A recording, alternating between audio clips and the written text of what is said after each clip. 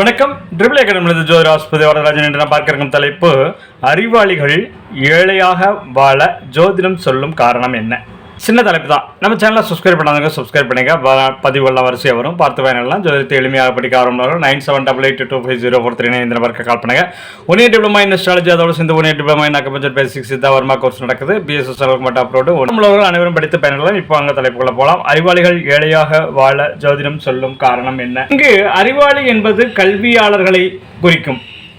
அந்த கல்வி கற்றவர்களிடம், அதிக கல்வி கற்றவர்களிடம் அதிக செல்வம் இருப்பது இல்லை. அவர்கள் ஏழையாக வாழ்கின்றனர்.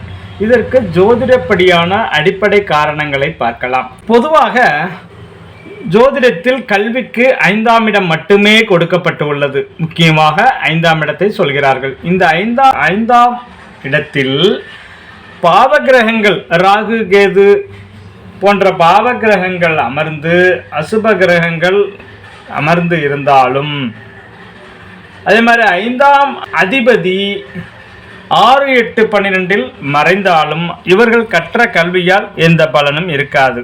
ஓகேவா? கற்ற கல்விக்கும் வாழ்க்கைக்கும் சம்மந்தம் இல்லாமல் இருப்பார்கள்.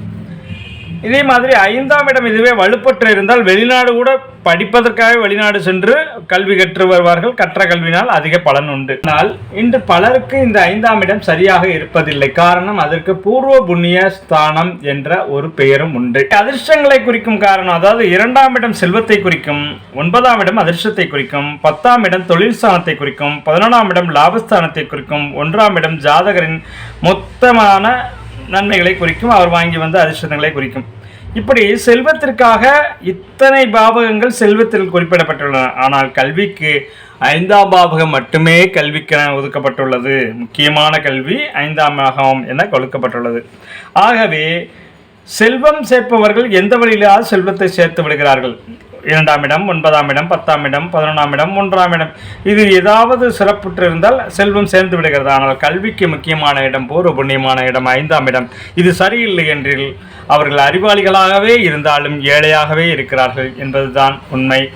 தங்கள் ஜாதகங்களில், தங்கள் குடும்ப நண்பர்கள் ஜாதகங்களில் இந்த மாதிரி அமைப்பு இருக்கிறதா என்பதை தெரிந்து கொண்டு அதற்கேற்ற மாதிரி வாழ்வியலில் ஏதேனும் மாற்றம் செய்ய முடியுமா என்பதை தெரிந்து கொண்டு ஆரோக்கியமாக வாழுங்கள், ஆனந்தமாக இருங்கள். வாழ்க வளமுடன், வாழிய பல்லாண்டு. நன்றி.